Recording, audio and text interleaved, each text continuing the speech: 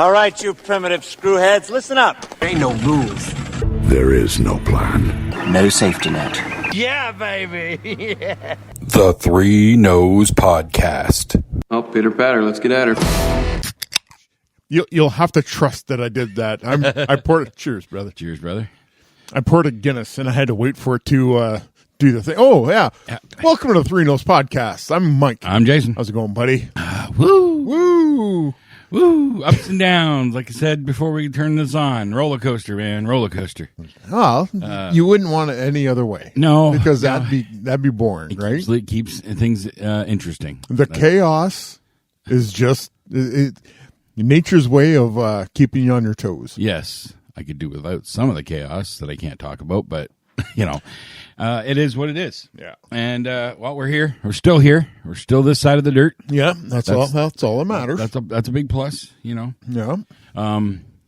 So let me get right into it. We went to Waterloo yesterday. Yeah. To see Xander's show, Cabaret. Yeah, you did post a couple pictures of the hanging out of the Kit Kat Club before the show proper starts. They're they're very strict about posting stuff and whatnot, so we had to be careful not to show stage and all that stuff. But it was a great show, absolutely fantastic. And as per my text first thing this morning, how much did you cry? Not as much as you might think. No, but there was some tears, not just from Xander either. Like, oh, really? The last performance of the lead Sally Bowles character.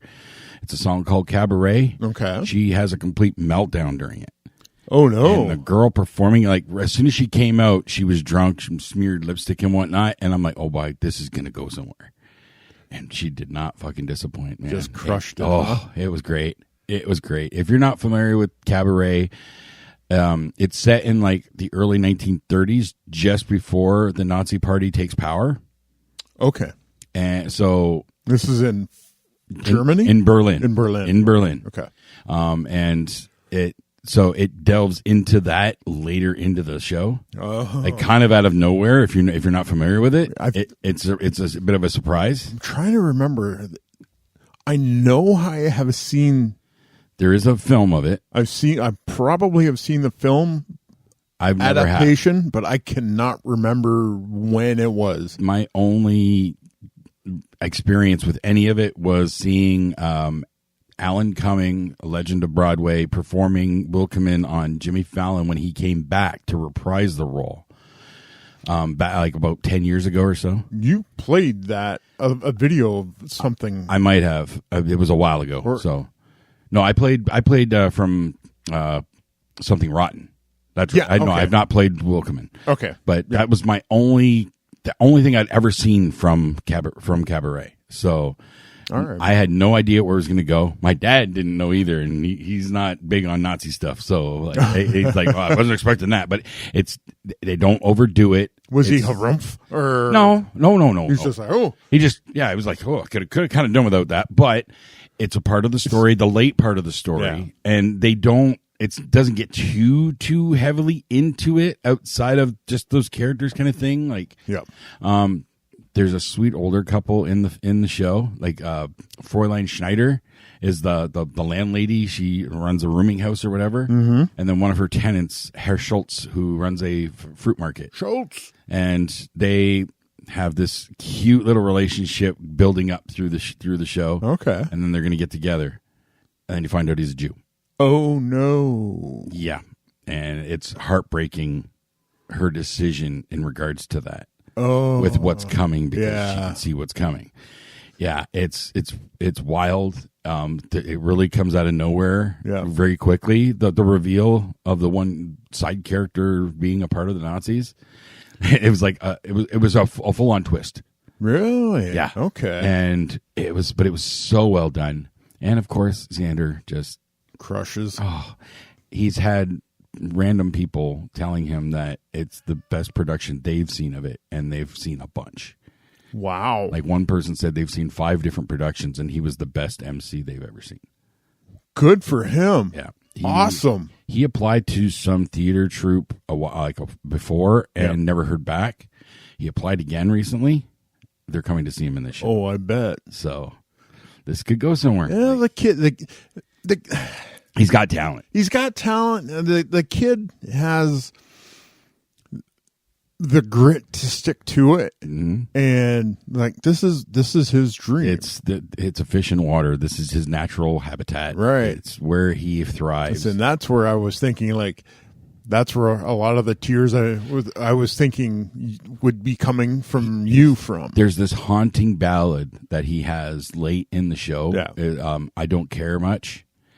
And their staging of it, I don't know if this is standard. He's performing it. They had a revolving stage, like the center of the stage turned. Cool. Yeah, that's a popular thing in a lot of theater companies now. So they had that, and so while he's performing this, they're turning around and they're moving like this door, and they're kind of not reenacting, but showing like the one couple hesitating to talk to each other because they just had a fight, and then you see the older couple, same thing. They're about to knock on the door, and then they don't because they're fighting, and it's where he went with that song. I expected it to be sad. And it is, but it's angry sad. Oh. His portrayal, like the way he builds to the end, it gets angrier. Oh, okay. And it was so fucking good. I was melting from that. That got me. Yeah. And that preceded the Sally Bowles character, the female lead, her performance of a song called Cabaret, where she has a full meltdown during it. Okay, that back to back.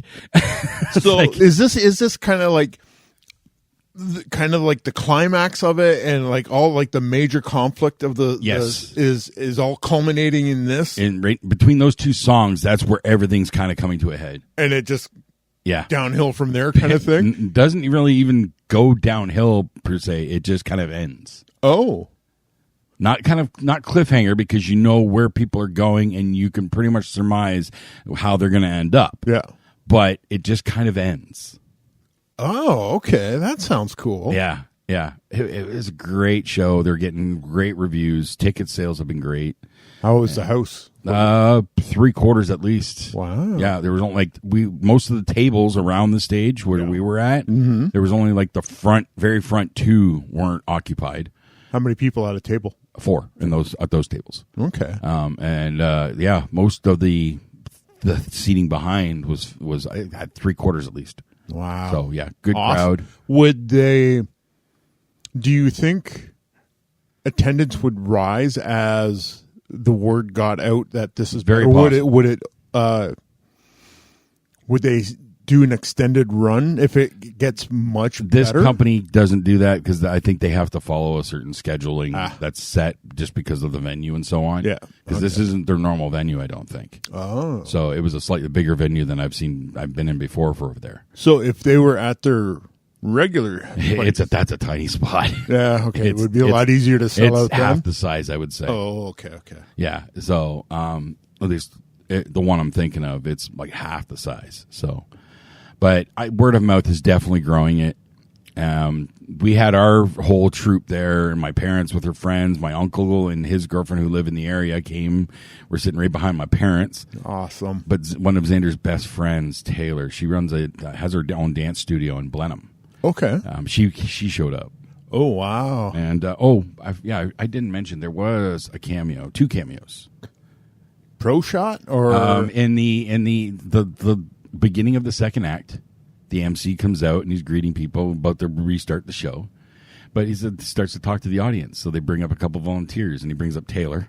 Okay, because she's a dancer. Yeah, he's like, Sally Bowles has been fired. Like, you want to audition for the Kit Kat Club? She does a little move, and then he points to me.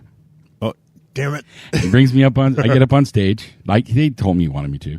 I get up there, and he goes, "You remind me of my father," and puts his head on my chest. And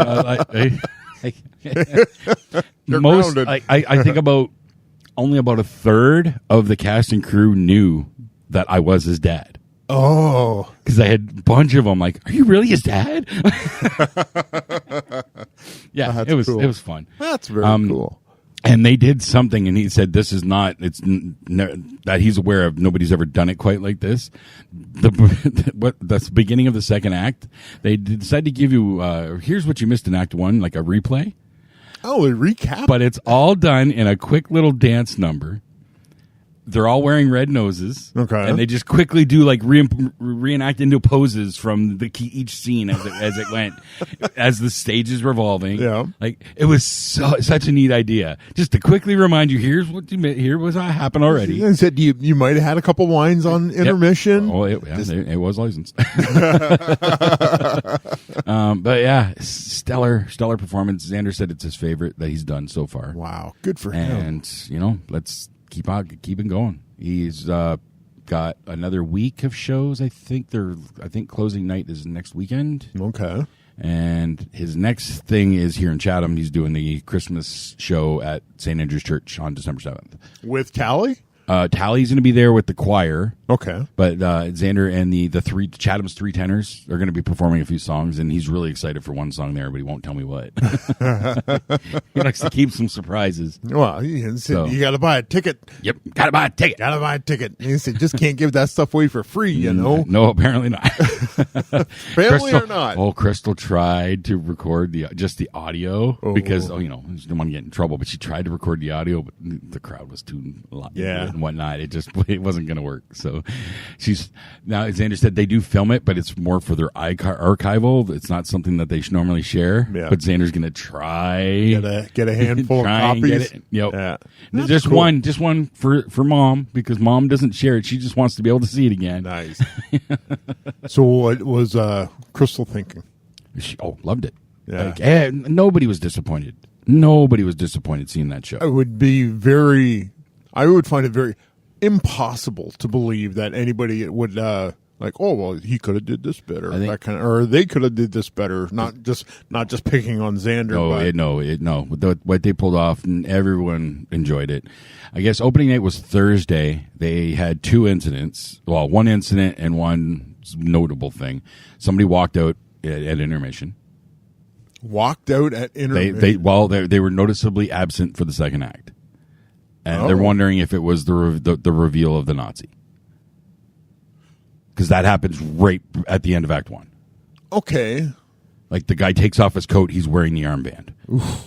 Yeah. That might have, if you weren't expecting it, jarring. Then that might have been it. Yeah. But the other incident that held up the show for 20 minutes is somebody fainted in the front row. Oh, no. For one of the tables. Oh, no. Somebody passed out. And luckily there was a doctor in the house. They actually got to say it? They did. Nice. Yeah. They didn't get to say it because the guy came running right up. Oh, okay. I'm a doctor. So. Are you really a doctor? But it happened. It was like midway part through scene 1 or Act 1. Like somebody just passed out. Down she goes. Yep. Oops. But he said the next night was great. Like and he did say that yesterday was like his personal best performance so far. Yeah. So you always put a little bit more when your family's around, right? I know. I did. The pressure's on. You gotta bring the juice. Yep. And yep. Awesome. Good for him. Yeah. So good. So good. So proud. I am so happy for you and him and everything that your family is as performers. And it's inspiring because I definitely want, depending on what options come available next year, I definitely want to get back on the stage. Nice. So good. As long as the right show, it's got to be the right kind of show that I can do, What about, there was my friend Kristen, she had that review show in London. It was like not stage production. I can't travel. I'm not going to be able to do a show where that's going to require any travel. Oh, okay. No, that's just not going to work for me. It's got to be a Chatham show. Gotcha. So limited options, but there are options. Yeah. So, St. Andrew's Church has been pretty regular with their stuff. Theatre Kent. And Theatre Kent is the other one. Theatre Kent's, the old guard is out now. It's in new hands the last couple of years. So this basically the lady who is the musical director at CK is a part of Theatre Kent now. So what used to be an old guard, always the same people coming back. Now they're starting to get more fresher. Changing of the guard. I know they just had a production of Jesus Christ Superstar. I was not interested in that show at all. I remember you said something about it, and I didn't realize how quickly it came and went. It was last week. Wow. They had like 1 week of shows, I think. 4 shows, 5 it? shows, something like that. Yeah, they had a very small run. St. Andrew's Church, same thing. They do a very small run too, but they do theirs in the church. Yeah. So, Their Christmas show, though, I believe, is going to be at the Capitol. St. Andrews. The St. Andrews Christmas on December 7th, I believe, is at the Capitol. Okay. So more seats. Yep. Well, the musical director of St. Andrew's Church happens to be the guy who runs both theaters now. Okay, that makes perfect sense now. So, and they're always turning people away at St. Andrews for the especially for the Christmas show. Too big of a draw. It's a massive draw. They turn people away at the door. Chatham needs a bigger theater. So that's where the Capitol comes in. Now it's a lot bigger than the St. Andrew's Church itself. So. Capitol needs better seats, though. Both theaters do. Yeah, both theaters do. Well, yeah, especially Kiwanis Theater. Mm-hmm. Those are horrendous seats. Yeah, my back is still hurting from yesterday. Yeah, and my dad made the trip, which it probably killed him. I'm wondering if he can even walk today, but. I said, "Is it worth the pain?" He said, "Yeah." Handfuls of ibuprofen later, everybody should be right as rain. So let me continue the story from last night because there's more. There is more because after riding that high of seeing my kid in that great show, I go get the car because we parked one block over, come around, and as Crystal get in the car, the front passenger side tire looks low. Oh no. Yep, before we could make it to a gas station, it was down. Another fucking flat tire. What is wrong with the tires on that vehicle? 7th flat tire in just over 2 years. You guys are cursed. Oh, I don't know what it is. Gremlins? Crystal called. We don't have CAA. We do now. But it was going to take an hour while she was on the phone with them, setting it up and whatnot. Yeah. A good Samaritan came by named Adam, who had all the tools in his car because he's been through it. He had a better jack because I started putting the spare on. Yeah. I didn't realize we were on a slightly slanted road. Oh, no. It slipped off the jack. Oh, no. As I got the tire off, it slipped off the jack. Egads. So no damage, no noticeable damage. Like it was a pretty small drop. Yeah. And nobody got hurt. I didn't get hurt because my hand was pretty close. Oh. But as I was trying to get my little scissor jack back underneath it, he showed up and he offered, and he had all the tools. He not only jacked it up and we got the donut on, but he made sure that all the tires were properly inflated. I've been lax on my maintenance of the vehicle. Yeah. So I'm investing in a tire gauge. They're not that expensive. They're not. I know. So, so yes, I am getting one. We already have a pump, but it was in my car. Oh no. Yeah. So that took us about an hour. Xander went with his friend Taylor. We were going for dinner. We were on our way to go for dinner. So they got there. We ended up getting to them about 45 minutes later. That's not bad. Not too bad. But we're on the fashionably donut. Late. But we're on the donut. Yeah. Now, the place we went for dinner, the Wildcraft something, I don't know if it was brewery or pub or what. Fancy place. Fancier place. Pricey. Yeah. But fucking delicious. Because Landon came, Trevor ended up not coming. He was under the weather. So Landon came with us. Landon and I had this chicken sandwich that was utterly delicious. Chicken thigh meat with this great sauce and whatnot. Making me hungry, dude. Crystal got a braised short rib. Oh. That tasted like the most meltiest of roast beefs. Really? Ever had, with polenta and shit. Like, It was a little pricier, but she's never had it. She's always wanted it, so she did it. Well, how often are you doing something like that? With tip, it was a $200 meal for 4 people. Yeah, well, okay. But it was okay. How many delicious. people were you paying for? She paid for 4. Oh, that's not bad. Crystal's my sugar mama for this. Oh yeah, no, but like a fancy restaurant like that, $50 a person. That's not bad at all. No, not too horrible considering the food that we got. Right, and like fucking delicious. Great. But then we had to come home on a donut. So no 401. No, I made her promise not to go above 80. Yeah, that'll slow you down a little bit. So taking the back way from Waterloo adds about 45 minutes to the drive. Not bad. We got home about 11:30. Straight into the hot tub. Nope. No, straight into bed? No, because of the issues with upstairs, we were not going near the hot tub right away. But it's just by the time we got the dog settled, even Tally came and took care of her for the day, so she was fed and all that. But just getting her settled, getting her one more walk and stuff, I didn't get to bed until after midnight. Okay. So I just called in this morning because I had to deal with the car too. So so I took the day. Are there holes in these tires? No, we got lucky again. This was another rim leak. This is the second tire in a row that was a rim leak. Okay. Now this one, the last one, the guy said, it happens, bad burr or something, right? Yeah. But this guy actually noted that they put weight plates or whatever for balancing on the inside. Apparently, whoever did that one, they used the wrong clips or something for that type of rim. So which may have it looks like, to his mind, that's probably what caused it. So it was, for fuck's sakes. So, but still, a rim leak is a lot cheaper than a new tire. Yeah. So that's true. We'll take it. But again, there's that roller coaster. The high of the show, flat tire. Yeah. Great meal, long fucking drive home. I get it. And I was nodding in and out because I do on long drives, especially at night, with a full belly, Good food. That screwed up my sleep. Yeah. By the time we got home and whatnot. But hey, we made it. We're alive. We're in one piece. Sure. Sure. Count our blessings as we can. But awesome. It makes for a story. It does. Ta-da. Content. So what'd you get up to? Nothing. Really? Well, come on, man. Content. Oh, okay. I am really digging Landman on Paramount. There was a new episode, wasn't there? Yes, there was. I have not watched that yet. Three episodes. I watched the first two. Yep. I watched those on Saturday. Yeah, so I haven't watched episode 3. I just watched Yellowstone before coming here.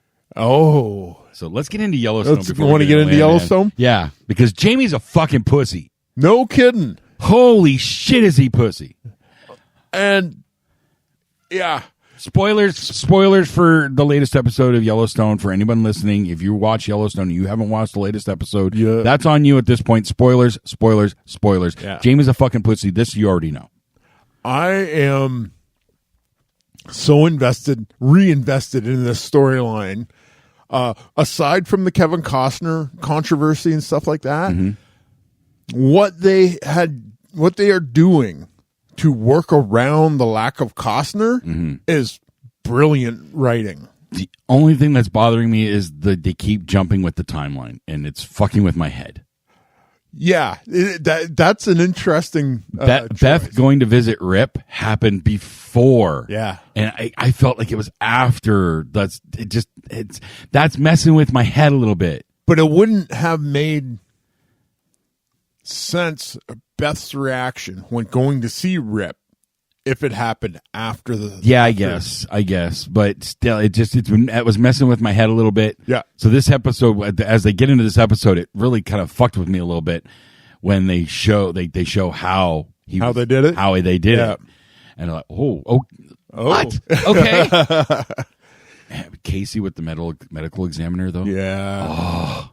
When Casey went into Jamie's office, I was just like, oh, here comes. And like, we kind of got it. Yeets him across the desk. Bounced him off of it. When Casey grabbed Jamie's secretary, come with me. Why? Because I don't want you running down the hall calling Capitol Police. I'm just like, he's going to beat the living piss out of him. And he kind of did. But I feel that he knows he owes Beth the right to beat the living shit out of Jamie. Casey's seen shit. He's former military, so he knows his limits. Yes. And he didn't want to step across that. No, he's got more control when it comes to that. To a point. Yeah. Because he definitely does not want to go that route where he can go. Well, he definitely wasn't going to do it there. Oh, no. He's smarter than that. Yeah, he's definitely smarter than that. But I think when he yeeting Jamie across the desk was Casey letting Jamie know how badly he fucked up. Mm-hmm. Because Jamie was terrified. Yep. But the fact that he was able to keep looking him in the eye and lying to him. He can't lie to Beth. No, he can't lie to Beth. But he could to Casey. But there is that air of plausible deniability because of what Sarah did. He knows. He knew. No, but the reaction afterwards, like when Jamie went back to his house and Sarah was there. Yeah. Jamie knew something was up, but he didn't know exactly what. Yeah. And now that the medical examiner's report. Yeah. And Sarah got what she had coming to her in the most fucking brutal fashion. I honestly saw that coming as soon as she stopped at the light. When I clearly saw that car pulling up beside her and stopping, I'm like, oh, it's about to happen. I didn't realize it was going to happen that quickly, though. I did. I called that as soon as I knew she was going down, but it was just like that news conference happened. And this is like half an hour later. If that. Yeah. It felt like... Well, she went and bought that phone. The burner and everything. phone, yeah. Fuck that. The guy with the phone. Like, okay, you say you don't deal in cash, first of all. What the fuck? But she comes in, she wants a burner phone without calling it a burner phone. Yeah. And then she just leaves cash when you flat out say you don't accept cash. That sounds suspicious to me. Call the cops. That sounds fishy as fuck. But she even said, "You figure it out." She threw a handful of cash on the counter. He's going to figure it out. Yeah, but that scene bothered me a little bit. Yeah, it felt a little clunky, but it worked. Yeah, and because she has no experience in buying a burner phone, obviously, and this guy, but she knew enough not to give any information to this guy. Yeah. So throwing a handful of cash, that was going to be the end game of this situation. Throw cash at the problem. Right, here's whatever this phone costs and this phone card, I'm sure this will cover it. It was probably like a handful of hundreds that she threw on the desk. Yeah. But calling that number not in service. Fuck.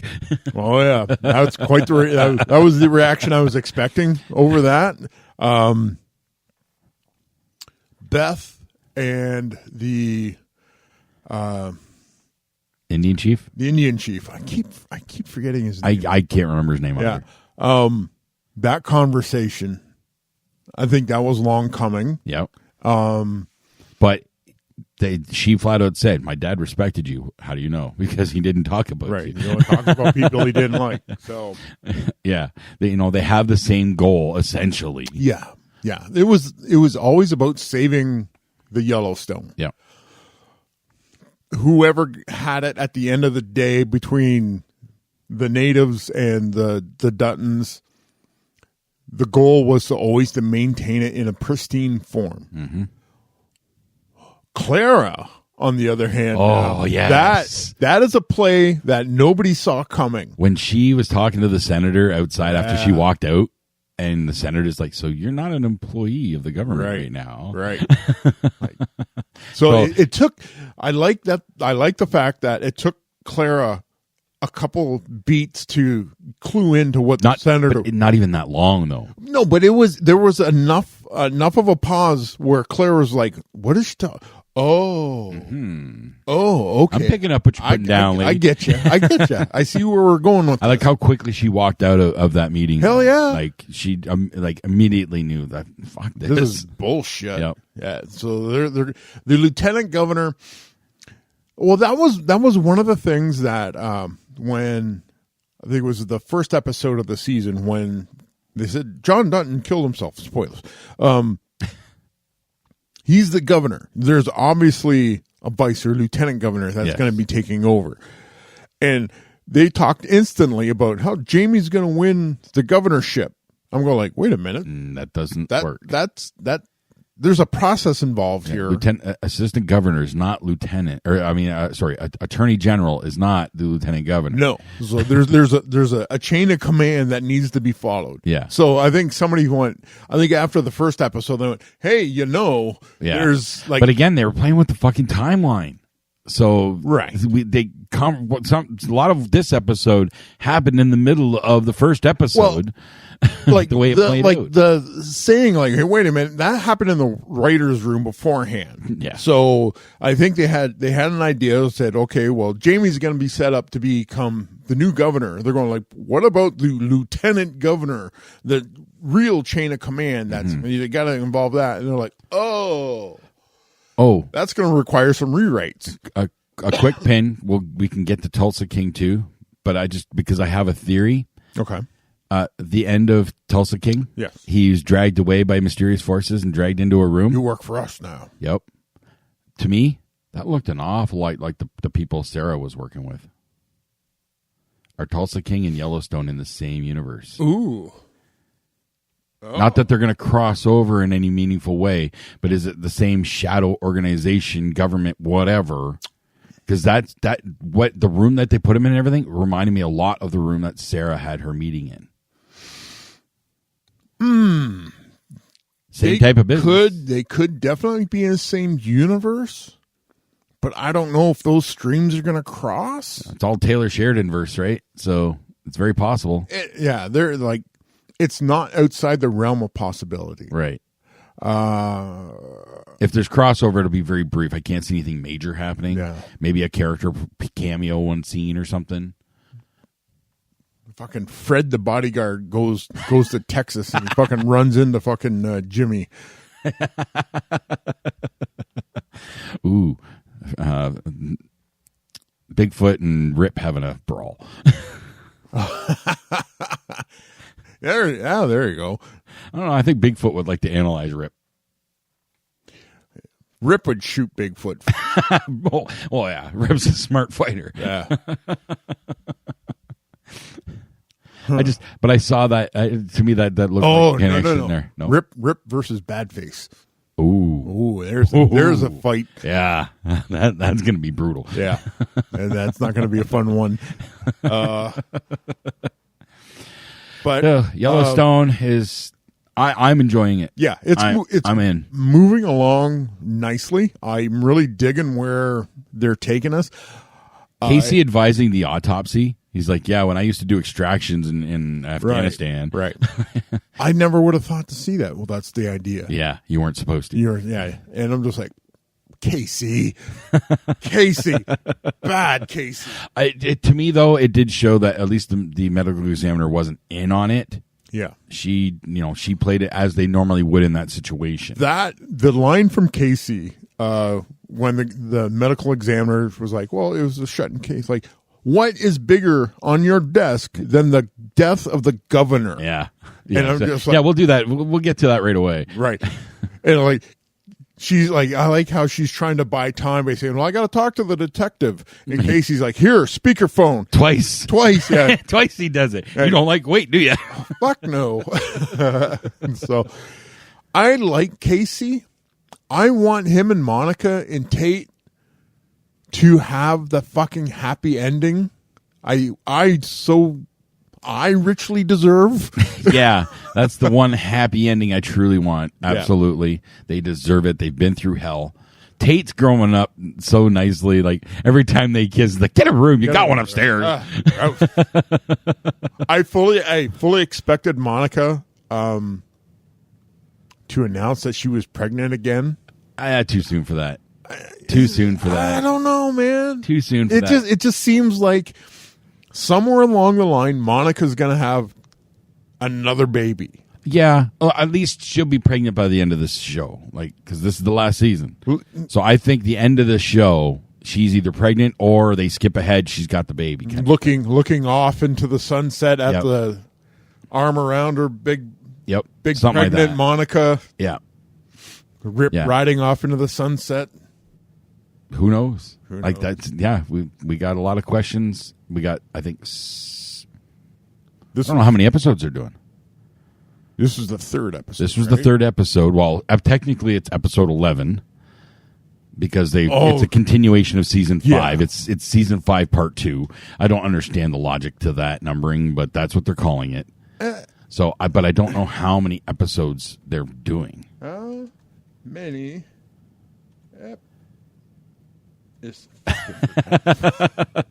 So they had 8 for the first half. I'm assuming 8 for the second. So that means we've got 5 more episodes, if that logic holds.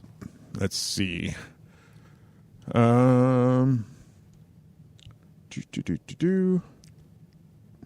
Okay, we know the fucking story. Just give me the thing I asked for. How many episodes?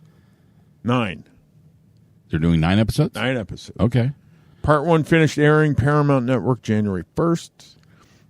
Episode 8. Part 2 is scheduled to return with episode. God damn it. That's not it. It's supposed to be easy. All I know is we've only got a handful of episodes left to end the end of this show. Sheridan goes, if you think it takes 10 episodes to wrap it up, they'll give me 10. It'll be as long as it needs to be, Sheridan told. That doesn't fucking That still doesn't nothing. answer the question. So let me check my sources. Let me call my people. Right. All right. I got Oh, okay. This has up to 14 episodes. 14 episodes? Yeah. Okay. So 1, that's 2, 3 3, episodes. 4, 5, 6. Yeah, 6 total episodes. Which seems a little light, but hey, if that's what it takes to finish the story. This, like, the runtime for this episode was short too. It was only 45 minutes. Is that not No, they're usually like over 50. Really? So, like, when I was looking at that, I was like, come on, quit fucking shortchanging me here. But, yeah. Yeah. According to Wikipedia, there's only 3 more episodes. They got a lot of writing to do. So They got a lot of writing to do to get all that story wrapped up in 3 episodes. You had that conversation. You mentioned to me how Taylor Sheridan owns the 4-6's ranch, the actual brand in Texas. Yep. Yeah, he got that on the back of a 10-show deal with Paramount. Now 10 shows.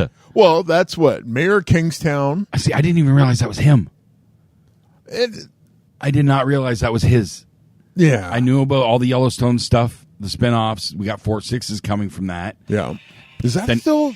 That's supposed to still be coming. Okay, I thought that was like supposed to be like a last year thing, and they like. As far as I know, it's still coming. Okay, and then we got Tulsa King. Another season of Tulsa King. Yep, and now we got Landman, the new show, which is fucking awesome. I'm digging it so far. Again, I'm only 2 episodes. I haven't watched the latest. I did not realize that was Demi Moore playing John Hamm's wife. Yeah. I didn't recognize her in the first episode. Yeah, she was fast. She went. She was at a distance. She was in the pool. She always had sunglasses on or something. Like, didn't recognize her until that dinner scene in the second episode. Yeah, the substance hit. Then there's the substance. But Landman's great. Billy Bob Thornton. Dude just projects tired and beat down. Yeah. But that opening scene, he's kidnapped. He's being held hostage by the Mexican cartel. Yep. And he's just there to talk about a land deal. Yep. If you fuck with my stuff, I will put a fucking DEA substation right across the street. And they were like, well, that's not good. Yeah. And then the plane crash. Like, I saw the promo for it with the plane on the highway and with the truck coming. I was like, well, that's interesting. I didn't realize we're going to get it like right out of the gate. It's a major plot hook for a lot of the story. I was upset that we didn't get more Michael Pena because he was so nice in this because he was so low key. Yeah, you're normally so goofy. Getting him in a low key dramatic, and then nice, and then he gets blowed up. Spoilers. Holy cow. Yeah, I'm liking it so far. Yeah. Sheridan's gold, man. He knows how to write good shit.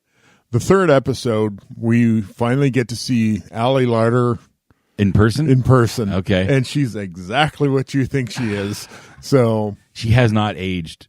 Or at least she's aged well. From what I saw so far, you see a little bit more of Allie Larder than you usually do too. Oh, really? Oh, yeah. Okay. So Allie Larder is the MILF we all the casting of their kids is like spot on because the son Cooper looks like Billy Bob Thornton, and the daughter looks like Allie Larder. Like you can't get more stereotypical. Central Casting did a fucking bang up job with those two characters. Cooper, you're gonna like Cooper in the third episode. Yeah, because he's starting to find his legs. Like like the first two episodes, he was portrayed as the fish out of water, the worm as they're calling him. Yep. And it gets better for him. Okay. On the third episode. I hope so. It's not going to be great by any stretch of the imagination. Well, no, that's a rough life he wants to get into. So I did roughnecking. You did? Oh, yeah, you did out in Alberta. Yeah, when I was in Alberta, I went to school. So I'm looking at all this stuff. I'm going, yes, you will die. You will die a horrible death. Body parts will get lopped off and stuff like that. Yep. So it's not an easy life. No, it is not. But yeah, Landman has been really, really enjoyable. I have yet to pull the trigger on Mayor of Kingstown. I've been curious about it for a while. Yeah. The YouTube algorithm showed me a few clips. Looks like Renner's pretty fucking badass. Right. But I don't want to get fucking Sheridan burnout by consuming so much. It's thematically different, yes. Yeah, every show has been different. Yeah. Like, yeah, you can get a little bit of a similar vibe, but in general, no, they're completely different. The characterizations are different. Yeah. Billy Bob Thornton is not not quite the hard ass that you would see from a lot of his leads. No. He's a hard ass, but he's not like a full on tough guy. No. You know, that kind of thing. No. His soft spot, his blind spot for his daughter is fantastic. Yeah. Talking about her and a boyfriend. Oh yeah. Oh yeah. We have a rule. As long as he doesn't come in me, he can come anywhere on me. Are you having sex? What? Are you having sex? Of course we're having sex. What did he say to his ex-wife on the phone? Just stay out of the sun. Your tits look fantastic. Don't get syphilis. Talk to you later. That's when he was in. That's when he was in the ER, and the doctor, as the doctor was walking in, he goes, "Doctor, hey, that's pretty sound advice, actually." Again, Sheridan's writing. He knows how to write some really good dialogue. Yeah, when Billy Bob's character met that lawyer, I think it was in the second episode. Yep. And they're at the cafe, the bar or whatever. Yep. It's like, did you just assume my identity? Did I guess wrong? Like that dialogue. Yep. The dialogue between Billy Bob's character and the lawyer in the third episode, you're gonna fucking love it. Okay. Because they keep having these little meetings. And it's so fun to watch those two interact with each other because it's just Billy Bob's character is old school, tired. Politically he's seen incorrect. it all. Yeah, he's seen it all. He's done it all. He's talked to everybody. He's totally politically incorrect, which is not a shock by any stretch of the imagination. Yep. And dealing with this lawyer, like one of the lines is like, "How old are you?" Like, I can't believe you would ask me something like that. Like, when did you become a lawyer? Then how's that? She's like 4 years ago. So he kind of extrapolates. He's not asking about your age. He's asking about your experience. Right. You know, right. That's it. Yeah. I'm liking it. It's I'm a great dynamic. Stuff. All the relationships that are starting to get built in Landman, I like all of them. Just based on the first two episodes, I have my suspicions about John Hamm's character. So we'll see. I'm curious to see if that plays out the way I expect it to. He seems to me like your standard issue capitalist. Right. So, but in this case, is he a good guy or a bad guy? He's out for himself. So whatever is best for business for John Hamm is going to... Yeah. How's he going to burn Billy Bob is what my concern. But there's something like that came up in the third episode. I don't want to say all right, anything because I don't want to spoil it for you. Just everybody else, I don't want to spoil it for you. Yeah. His reaction to the law when Billy Bob called him about the lawyer. Yeah. And they didn't get the lawyer that they wanted. No. And I'm like, John Hamm's reaction to that kind of set off bells to me.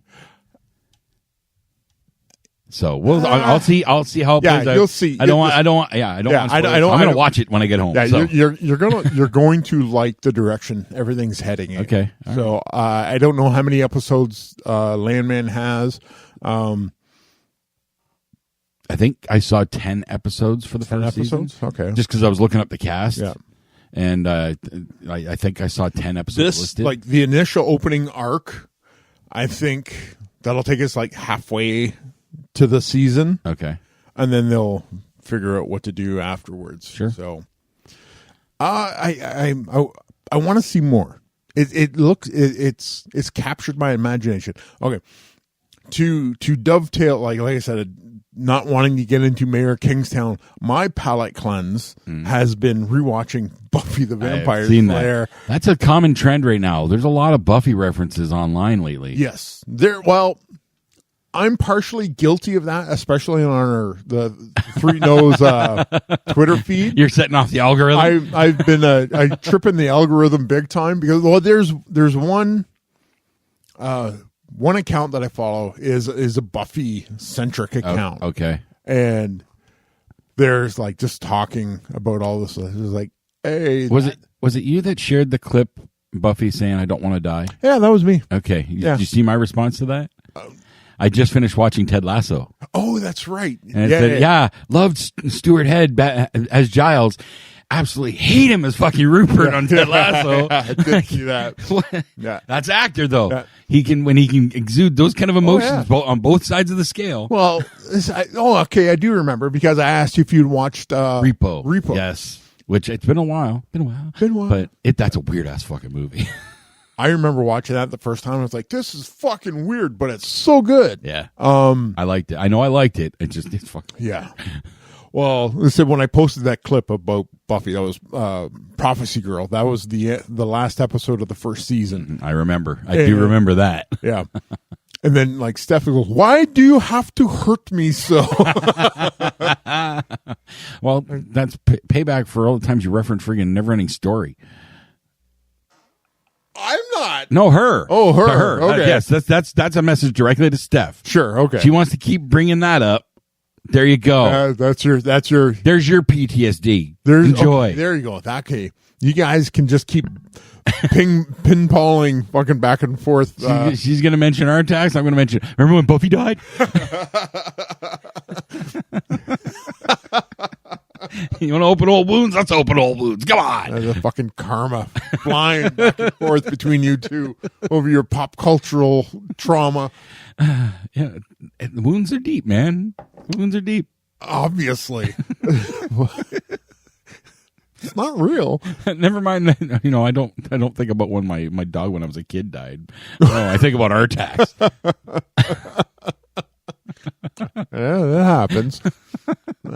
No, but like Buffy to me, I got into it late when it was first run. I dropped that out when Hope came in, the random sister. I think Dawn. Sorry, the halfway through that season is when I dropped it. Yeah.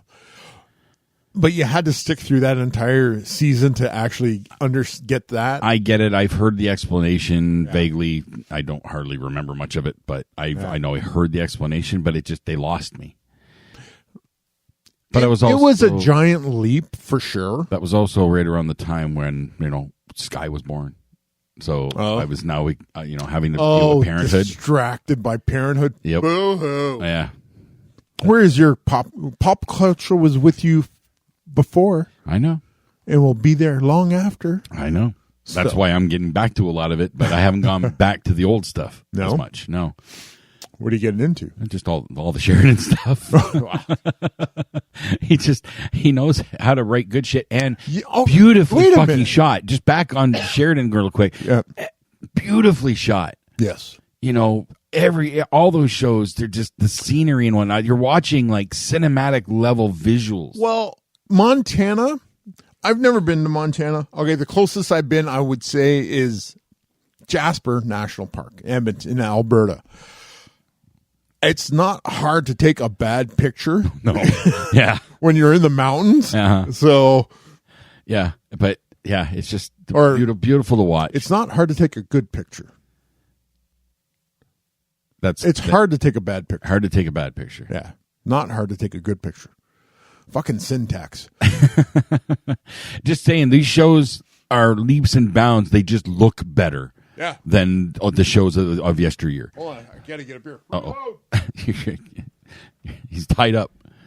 Reach, stretch. Come on, you got it. Okay, you're gonna open that and drink it in 15 minutes. What does everybody want?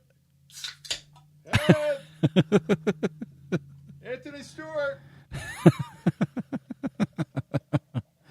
Anthony Stewart Head or Anthony Head, depending on which show you will check his credits for. Because he's listed as Anthony Stewart Head way back in the day, but I think now he just goes by Anthony Head. On Ted Lasso, I think it's just Anthony Head. So, same dude, doesn't matter. Trying to wash that Buffy stink off of him. Yeah, the Buffy stink, sure. We keep that shit around forever. Well, yeah, got to get work somehow. I don't think Anthony Stewart Head is lacking work. No, I think I heard that he did a lot of theater stuff. Yeah, for a while. So, doesn't surprise me. He's a Brit. You just look at the Repo stuff. You singing. That was musical theater right there. Yep. So he's one of those multi-talented bastards that keeps all the good stuff for himself and doesn't spread it out. Just very interesting casting in Repo the Genetic Opera. Oh, Paris Hilton. That movie was it's weird. It's a trip. It had Alexa Vega, who was from the Spy Kids, the girl from the Spy Kids movies. Yeah. That was her first movie after the Spy Kids, I believe. Trying to get the Spy Kids stink off of her? Basically. You know, no different than what Radcliffe did as soon as he got done Harry Potter and he goes and does Equus where he's naked on stage. That is probably one of the greatest and like the most violent swings that anybody's ever done. So that Radcliffe move, like when that first came out, it was just like, slow down, dude. And then watch Harry Potter and then watch Guns Akimbo. Yeah. Okay. Jay. Okay. Mike. Repo the Genetic Opera. The Genetic Opera. What year did that come out? That came out. Let me go back a sec here. That came out 2008. 2008. Oh, wow. Okay. IMDb rating out of 10. 6.7. 6.4. Oh, not far off. Okay. It's considered a good movie by our standards. It's a decent flick. Again, really weird. Not for everyone. Nope. You really gotta. It's like an actor to want to. It's a sci-fi horror musical. Oh, it is. So when you look at IMDb, the credits. Yep. It usually goes like the most popular gets listed first, right? Okay. Anthony Stewart Head, the star of Repo Man, is the third on the list. Let me guess. Paris Hilton's number one. No. Alexa Penavega. She's number one? Yeah. Okay. Paul Sorvino. That was the other surprise. Yeah, the mobster dude. Yeah. Roddy Largo. Yeah. And Sarah Brightman. Oh, I forgot she was in that. Blind Meg. Yes, I forgot that was Sarah Brightman. Yep. And then Paris Hilton, Bill Moseley. Oh, shit. Yeah. Bill Moseley is Luigi Largo. Oh. All right. And then it just breaks down into a lot of unrecognizables. Unrecognizable. There's nobody else in here that I know. Can you see who wrote it? Yeah. Writing credits, Darren Smith and Terrence ZD Dunwich? Zdunwich? Zdunwich? ZDUN. So not Andrew Lloyd Webber. No. Sarah Brightman. Sarah Brightman. That's why I had to ask. Yeah. A lot of people don't know who Sarah Brightman is. Hold on. Oh. There's the screenplay. Right. And then there's the stage play. Which was? Written by Darren Smith and Terrence Okay. But there's a stage play. It probably started as a stage play. Yeah. So and then somebody gave him money to make a movie. Can you spread this out a little bit? Like, sure. Yeah. Well, it's a wild one. I half expected Andrew Lloyd Webber to be connected somehow just because of Sarah Brightman. I'm checking for producers here. I don't think he was involved at all then. Nah, I don't see it. Casting? There's a lot of people, if you don't know the name Sarah Brightman, she was the originator of the role of Christine in Phantom of the Opera. Yes. And she married Andrew Lloyd Webber. Nepotism. Yeah. Nepotism. He wrote I can't remember what show, he wrote something specifically for her at one point. Was it Phantom? I don't think it was Phantom, no. But there was something I believe he wrote specifically for her. I can't remember if it was well received or whatever, but I just remember hearing that story. What else? What? God damn, she's stunning. Who, Sarah Brightman? Yeah. Yeah, she was a good-looking girl.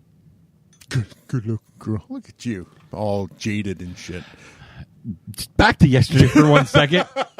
Okay, for years now, we're told, it's not right to ogle girls, shouldn't look at their asses. And Who said stuff. that? That's what society expects of us, especially us dirty old men. Whatever. So then you go to a show where you've got these young little girls bouncing their asses in your face. Because that's what I had to deal with yesterday. Kit Kat Club? At the Kit Kat Club. It's a strip club. It was a burlesque show. Set in a strip club. They did have the pre-show. I forgot to mention. Yeah. And as we were coming in, I didn't catch it. A girl was singing a jazzy version of Seven Nation Army. Oh, okay, that's cool. And somebody did Michael Jackson, and I can't remember. There was one other one that I kind of missed because I went out to the bathroom and stuff, and I can't remember what it was. But it was not a normal jazzy tune. It was another a pop tune or a rock Raining tune. Blood by Slayer. No, nothing that quite like that. No. I think Sweet Child of Mine, maybe? Oh, that would be a good one. November Rain? No. I think it might have been Sweet Child of Mine. Sweet Child of Mine would work. Yeah. But yeah, just having these girls and they're shaking their asses in their face. I'm not supposed to look anymore, but it's part of the show. If they didn't, hey, what they're wearing is covering the body, but the majority of them is probably naked, right? No, No, they were wearing corsets and fishnets and thongs. the stuff that you don't see anything bare. No, but Still, we're told it's bad to look why anymore. That's what we're told. They dress like that on purpose. They're careful. That's the argument. They can get in trouble. For that specific show, Yes. they In dress this like case, that on purpose. Exactly. That's the thing. For the show, it's a part of it. It's expected. Right. But, so there's nothing wrong. I had to with fight looking against training, the reconditioning that they've been putting on us in society not to look at this stuff. I'm Gen X. Okay. I'm Gen X. It didn't take much. Just trying not to stare and have my wife hit me was the problem. You got the no. It's fine. It's fine. When Zaner had me up on stage, Yeah. and he was like, "So what do you like about the show besides me?" And I said, "The girls, Yeah. and the boys." And the boys. He goes, "Oh, careful! I think your wife's right there." She told me say this. No, but here's the thing. Especially at a show like that, you just walked into a museum. Yeah, You are expected to look at the art. I know. I You fully are understand fully- that. I'm just telling you what was in my head in that situation. It felt that little bit of awkward. I know, and I did, but it just felt that little bit awkward because Why? It almost. Well, you know what? It made it feel like it was supposed to, because they had us come in the back door of the club. Like perfect to enter the theater. We actually came from the back by the stage, like a speakeasy. Yeah, exactly. Nice. That was how you entered the theater. Perfect. So yes, it made it naughty. Yeah. So exactly what they were going for, and I actually felt that. Yeah, that's what you're supposed to do. Yeah. Yeah. Especially like even when there's people out walking on the streets, they're like, I want to bet you she's naked under all those clothes. We can think that. Yeah. We can think that. Yep. Oh, she's pushing a carriage. She fucks. I know it. I'm not saying I haven't had those thoughts. Aha! The fucking hypocrite. So back to Tulsa King, Yellowstone, whatever we were talking about. Taylor Sheridan show. Taylor Sheridan, the Taylor Sheridan Network. Yeah, like great shows. Tulsa King, though. Tulsa King just had their season 2 finale. Yeah. And It's only season 2. was it season 2? I know, so much has happened. They make that. I thought that was season 3. Maybe I'm wrong. Hold on. I can tell you in just a couple seconds here. No, I could be wrong. Like, gee, it would be a shock if I was wrong. Like, totally. Tulsa King. What the fuck are the episodes? Episodes? Come on, where are you? Episodes? Nope, 2 seasons. 2 seasons, okay. 2 seasons. But they pack a lot Yes. into those episodes. Yeah. So that's probably why I was just like, it felt longer. What did you think when Chicky showed up in Tulsa? Did you expect that to happen the way it did? How it happened? No. Neither did I. That it did happen? Yes. I didn't expect him to be leaving Tulsa. No. No, he was But like, how it happened. yeah. The fact that like Vince gives Dwight the heads up, and whatever happens in Tulsa stays in Tulsa, right? That kind of thing. So I was not expecting who did what they did. Spoilers. All right, fucking spoilers. Watch Tulsa King. Yeah. Watch these good fucking shows. We're watching them for a reason. All right, they're good shows. That is absolutely true. And yeah, Frank Grillo is awesome in that role. Is that Frank Grillo? That is Frank Grillo. Okay. He is awesome in that role. Yeah. Bevilacqua. Bevilacqua. Bill Bevilacqua. Yeah. Yeah, I was like, hey, Double B. And like when Chicky showed up at Bevilacqua's house, hey, Double B. And like he was like, what the fuck? Yeah. What are you doing here? Right. So that there's too many people show up at Bill Bevilacqua's front door for his level of He's tired of it. He's like, I'm fucking moving or getting a longer fence. So he's got to be tired of all this shit showing up at his front door. Yep. And it kind of makes sense. Yeah. So this kind of business isn't supposed to be at your front door. Shouldn't be. That draws allegedly eyes, draws attention. Right. Hence why Dwight's where he is at the end of the episode. Right. So, but seeing Chicky get his comeuppance was wholly satisfying. Yep. The guy that played Chicky played it perfectly. He plays that character concept quite well. He was really good on Reacher. Yes. As that cop. Yep. So the character is so similar in his portrayal, but yet it's their morals that are so vastly different. And it's almost the Sean Bean syndrome where I just fucking can't finish a show. Nope. Like, Yep. He's coming from Sean Bean's record. Right. Well, I don't know if everybody can top that one. That's a tough record to break. Mm-hmm. But he's a good enough character for the start to the middle of a series. He's just like, no, you just don't have the legs to finish everything off. Oh, okay. So don't buy a new house. No. Don't. Not yet. Don't do that. No. But no, I that fucking one conversation between Vince and Dwight where like at the end of it, Dwight tells Vince to fuck off and hangs up, and Vince is like, I think he's warming up to me. That's the most relatable emotion that I've ever gotten off of Vince. Just like, yeah, okay, you are an absolute fucking tool, but now that you're in the position that you put yourself in, now you're showing humanity, I guess. I don't know.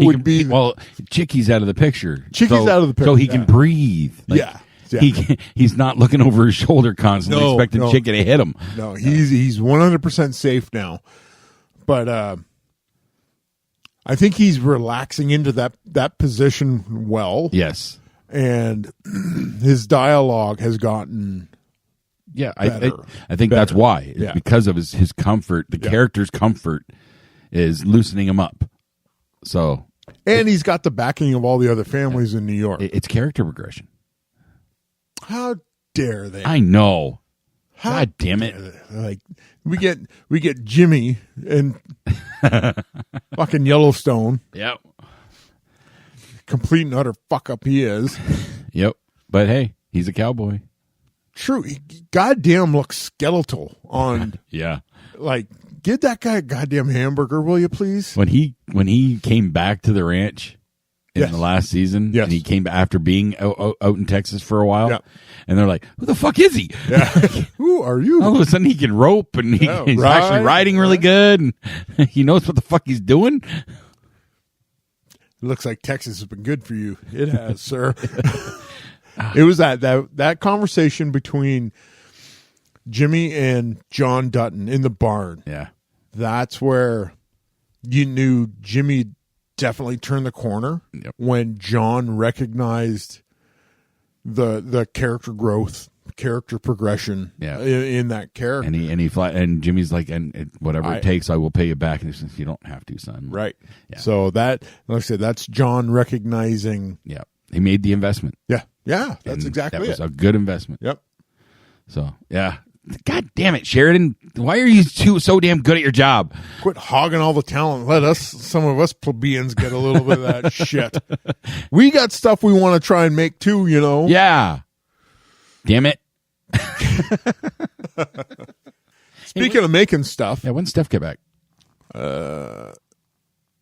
Next week? This week? Next week? We got to start plotting. Yeah, get the pickup stuff done. Yeah, I think she's here until middle of December. I'm just worried about weather for the last bits we have to shoot outside.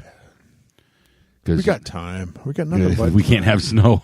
No, but I'm just saying, like, if we do end up getting snow, we'll have to get creative with the camera angles. We'll have to get like camera angles, and then like even if like just have to wait till like the shitty part of spring where we can.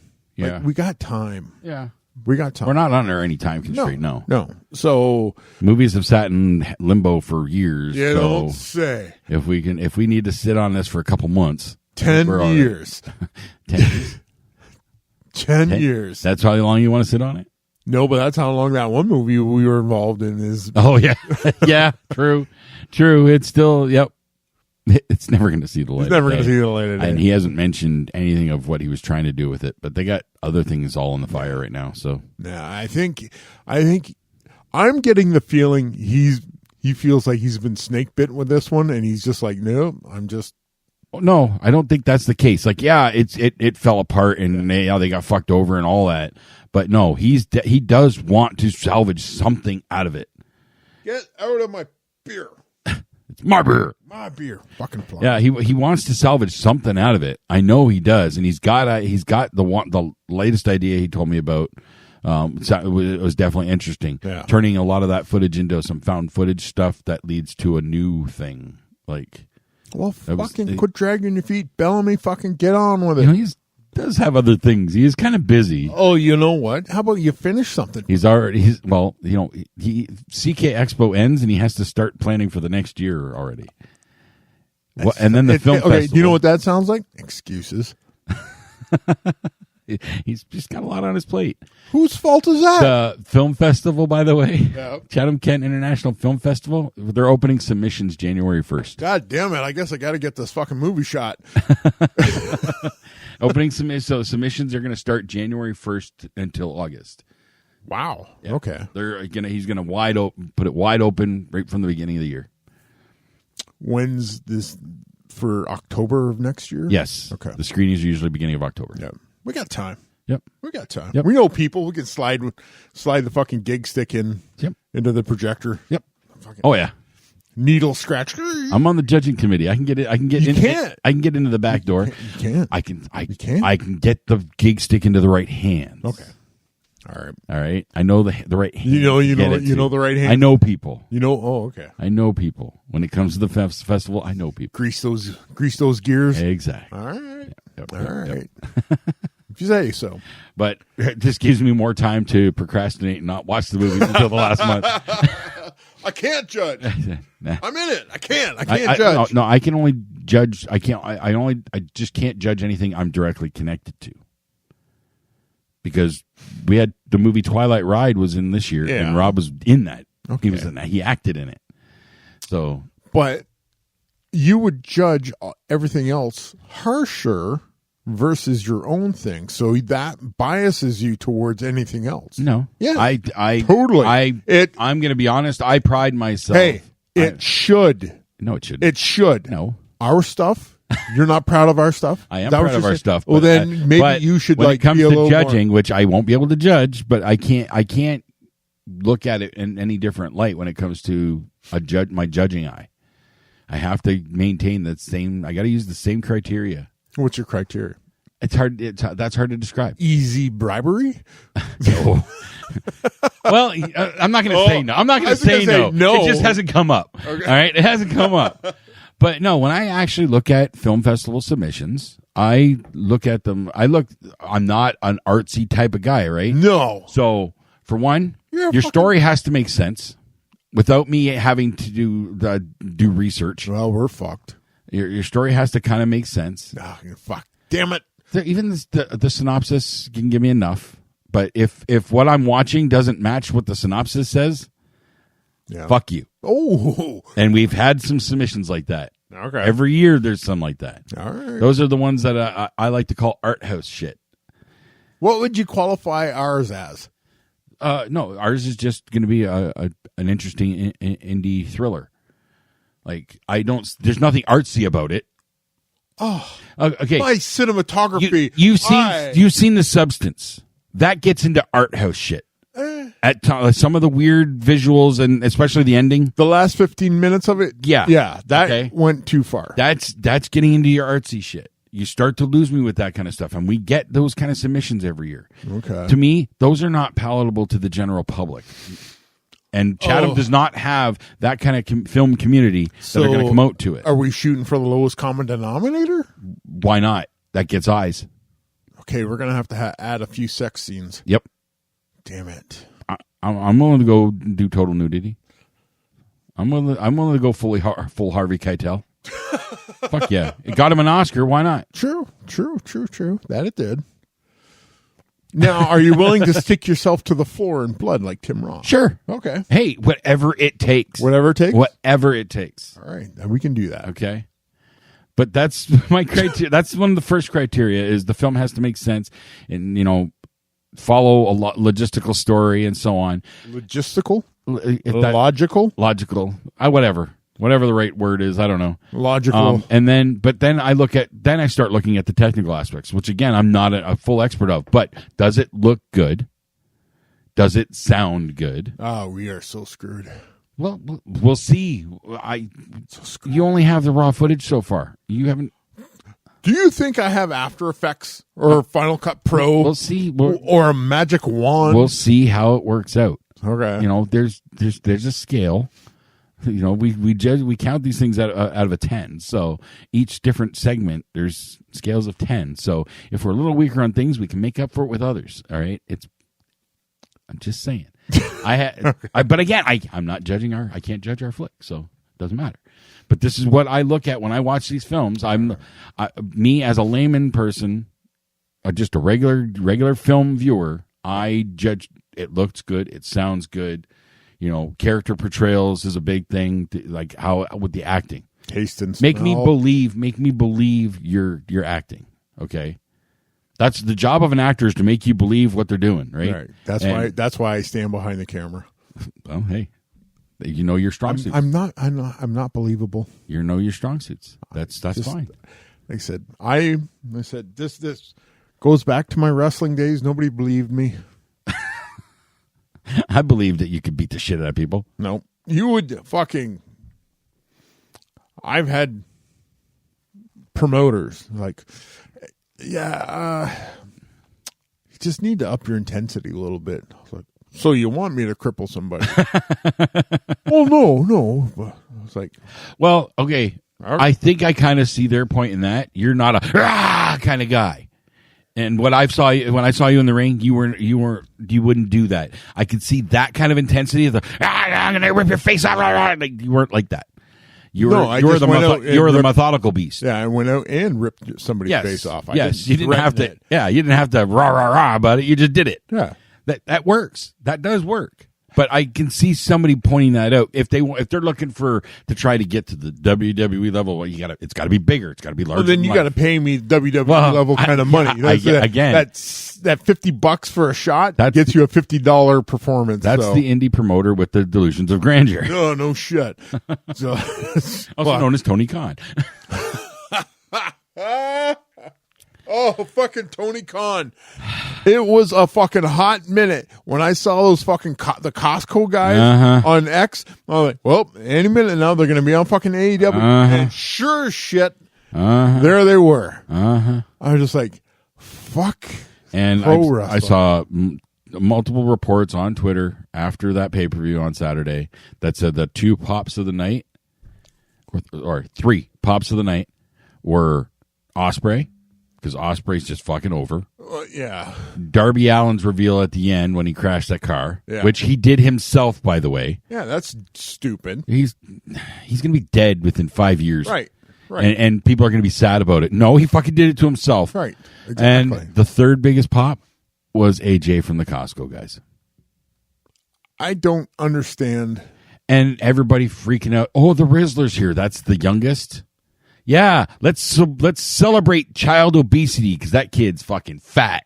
Yeah, I did see that. I was just like the one thing I saw on Twitter. It was JBL said something about like if Jeff Jarrett's afraid to hit the Rizzler with a guitar, just let me. I'll hit him with a clothesline. I said, well, one, you're an asshole to begin with. Mm-hmm. So yeah, of course you're going to want somebody else's spot. Yep.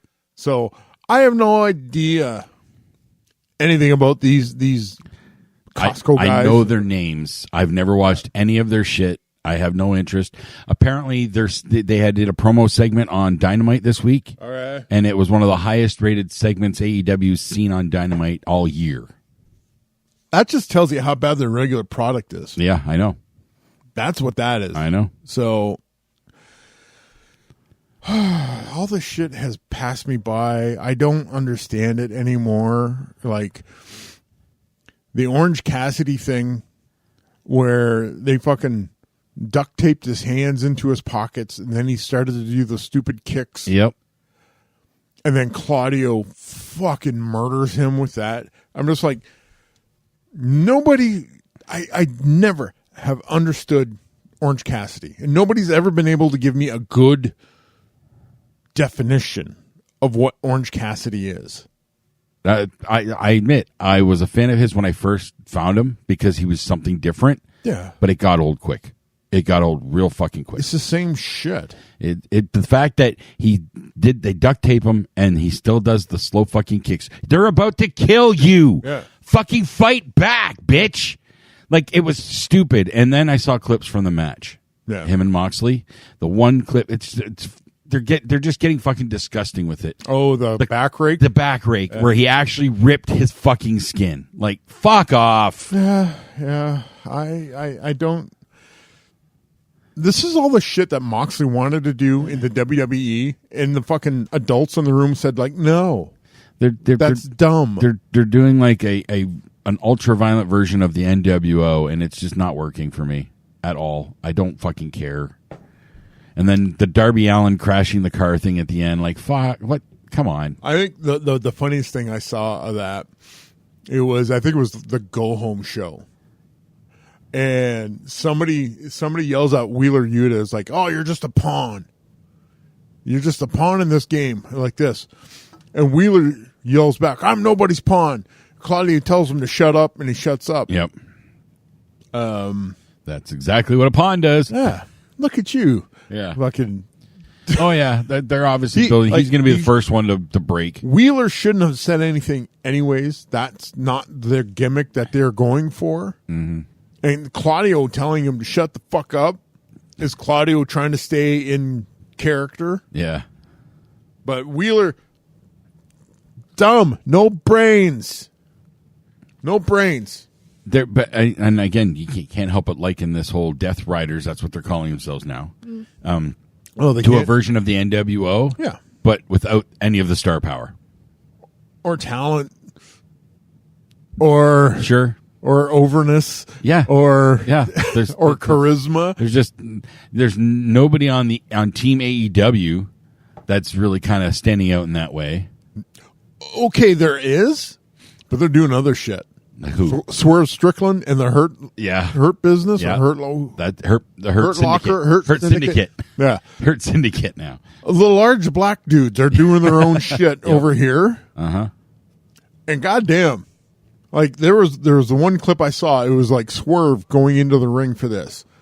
And like the clip was like, "This is Swerve looking like the main character of AEW." I said, "Yeah." Well, he was the champ not long ago. All four of them? Three. Because he's not a part of them. He's fighting. No, but he's in that group. So all four of those guys in that program are looking fucking phenomenal. Yes, they are. MVP wait just a minute, was just in GCW. Wait. Where did all those guys come from? Oh. Where up the company where that wasn't using them. But taught them how to be in front of a camera. That's true. Imagine that. A lot of people are hating on the stupid ass segment between Mina Shirakawa and Mariah May. Because a celebration, she's had the title for months. Yeah. Why are you celebrating? It made no sense. It looked kind of cool, the kick when she kicked the glass out of her hand. Sure. And heels and all that. But it made no sense. It's an excuse to get Mina Shirakawa in a low-cut dress and shake her tits. Yep. Basically, yes. Again, I'm fine with that. As a red-blooded male, I'm cool. But as a wrestling fan, it's just like, this doesn't make any goddamn sense. That was wasted airtime. Yeah. Wasted airtime. But, okay. Especially considering no Tony Storm. Come on! But having Mina Shirakawa and Mariah May shake their stuff on screen is a lot better than having all those fucking indie nerds doing their indie shit in that ring. Yeah. Is it wasted time? And when you think of it in the grand scheme of things, I would much rather watch two hot women brawling than the Dark Order doing stupid shit backstage. Yeah, I haven't seen anything from them in a while. Yeah, there was a promo for them. I'm just like, why are we wasting footage with this? I don't know. For me, it's the too much flippy do stuff. The one dude who ran. He did he ran down the rope and then dove. Okay, I'm like, okay. I actually somebody posted that clip and this is my comment on Twitter. I said, does it look cool? Sure. Does it take a lot of skill? Sure. Does it make sense in a wrestling match? Absolutely not. Okay. The last pile driver in the WWE, CM Punk on John Cena, resulted in an injury angle. Yeah. Well, and it got the same thing with Owens and Orton. Can you just wait till I finish the story? 10 years later. It's been that long. At least. Really? Yes. Damn, I didn't realize it was that long. Yeah. Holy crap. Nobody did a pile driver. Yep. Nobody did a pile driver up to the CM Punk John Cena pile driver. They are rare. It's a banned move. Yep. Air quote banned move. Yep. X number of years down the road, Owens gives Randy Orton a pile driver. It wasn't even a good looking pile driver. No. And Orton sells it like he got fucking shot. Yep. And they're doing injury angle. Who gets more traction out of a pile driver? Yep. Kevin Owens doing that to Randy Orton, or some fucking Kyle Fletcher jumping, spinning fucking tombstone to the stairs for a fucking 2 count? Yeah. Fuck. Yep. Shaq, and that wasn't even that was just one of multiple variations on pile drivers throughout the fucking night. Right. Nobody's neck is that fucking strong. No. Okay, maybe Hawks was, but cocaine had a lot to do with that. Yeah.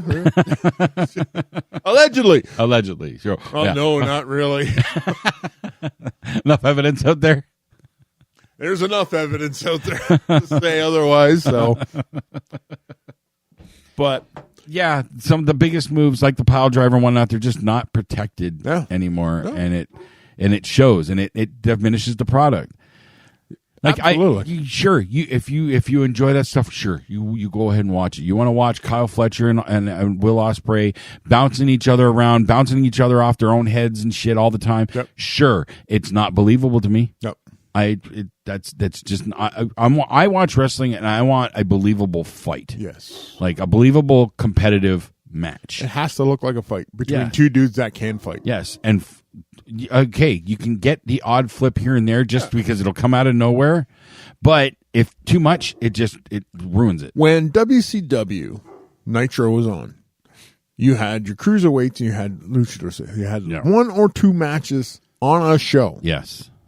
Everything else was standard wrestling. Mm-hmm. Those matches stood out because they were the different thing versus when you have 6-7 hours a week of the exact same fucking thing. Yep. It gets boring. Yep. Like those video clips I've been sending you. Like the Steiner brothers versus Big Van Vader and Bam Bam Bigelow. Yeah, beating the piss out of each other. Not a whole lot of flipping going on in that one. Only when they're throwing each other around. Right. But it sure looked like a fight. Yep. Sure looked like a fight. Yes. So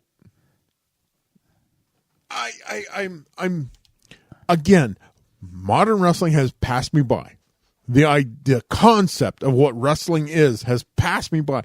I'm now becoming a fucking version of Jim Cornette that I never thought was possible. But I get some people like that. Yes, everybody's going to like certain things. Joey Janela, of all fucking people, posted, he goes, yeah, indie wrestling had a style. It was over when it was on the indie circuit. Now that it's on TV all the time, it's lost its cachet. Yeah, he's not wrong. And I was like, you're right. I never thought I would ever agree with anything Joey Janela said. There's a fucking day of fucking revelations here, folks. But it makes perfect sense. You can do this shit in a fucking bingo hall in front of fucking 45 people. Mm-hmm. Great. But when you're trying to run a company and dudes are doing all this shit and they're going down in heaps because of injuries and stuff like this, you got to think about, hey, maybe we're doing something wrong. Yeah. Maybe we should change things. I don't know. I'm not a billionaire. There's a reason why Ospreay did slow down his high flying stuff for a while, but he's just gone back to it more now. Yeah, because he's got a bigger platform, and everybody doesn't want to see the grappler, fucking Will Ospreay. They want to see the aerial assassin. I do. I want the grappler. No, I like because we know what's going to happen. Yeah. Every one of those guys is a fucking fraction away from never walking again. Yep. But hey, looks good on TV. But hey, I get paid. It's game over, man. It's game over. This has been the Three Noes Podcast. Thank you for listening. You're still here? It's over. Go home. Y'all come back now. Here.